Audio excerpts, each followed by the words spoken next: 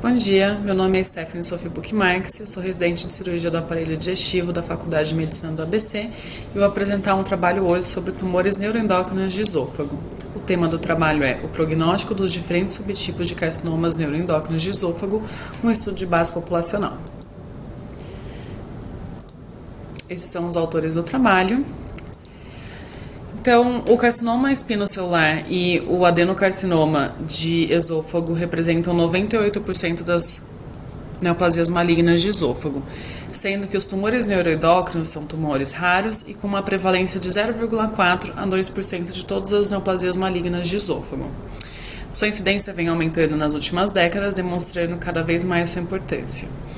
Parte significante dos conhecimentos hoje sobre essa doença apresentam, tanto sua apresentação, classificação e opções terapêuticas são baseadas nos conhecimentos sobre tumores neuroendócrinos de pulmão.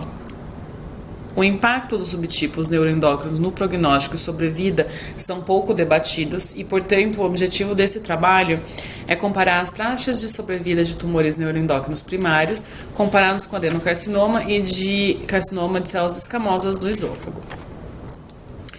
Este é uma coorte retrospectiva com dados retirados de um banco de dados americano, o Surveillance Epidemiology and End Results Program, e foram extraídos dados do período de 2000 a 2018, coletados idade, sexo, follow-up, sobrevida global e sobrevida a câncer específica, grau de diferenciação celular e a histologia dos tumores. Após o levantamento de dados e a aplicação dos critérios de inclusão, 73 mil pacientes foram selecionados e, após a exclusão devido à falta de dados nos prontuários, 66.528 pacientes foram selecionados. Destes, 62,4% eram adenocarcinoma, 36% carcinoma espinocelular e os subtipos neuroendócrinos de pequenas células, neuroendócrino de grandes células e adenoneuroendócrino misto representavam menos de 1% cada.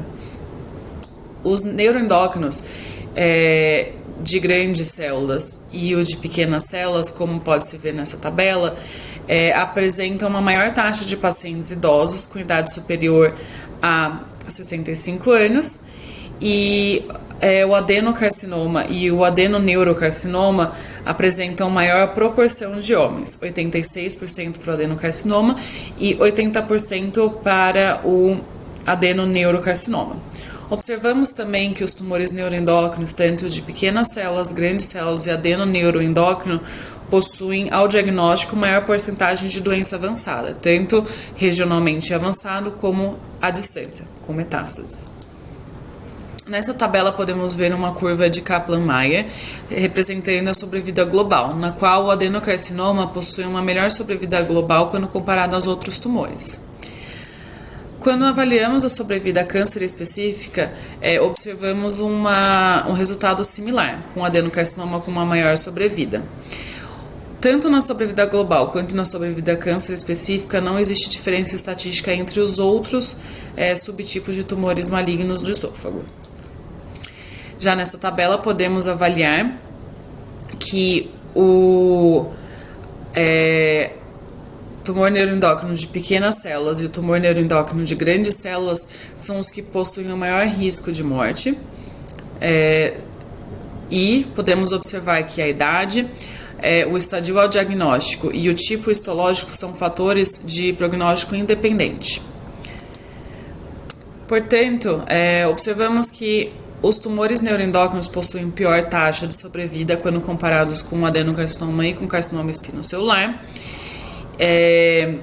E as variáveis investigadas como fatores prognósticos nesse estudo foram avaliadas pré-tratamento. Portanto, as variáveis de prognóstico independentes, idade, estadio e subtipos neuroendócrinos, como demonstrado no slide anterior, podem ser utilizados como preditor de desfecho antes de decidir a terapêutica. Cada subtipo neuroendócrino possui características clínicas únicas, incluindo idade, sexo e estadio do diagnóstico. Por esse motivo, estes não devem ser considerados a mesma doença. Este trabalho possui como limitações viés de informação e seleção, uma vez que são retirados de bancos de dados, e a análise de uma única população, por ser um banco de dados americano. Lembrando que os tumores de esôfago possuem incidências diferentes dependendo da população. Concluímos então que os tumores neuroendócrinos são tumores raros, pouco estudados e com prognóstico reservado, uma vez que geralmente ao seu diagnóstico já possuem doença avançada. Estes apresentam uma má resposta à terapêutica hoje instituída, demonstrando a necessidade de estudos aprofundados e direcionados a essa patologia. Obrigada. Essas são a bibliografia utilizada.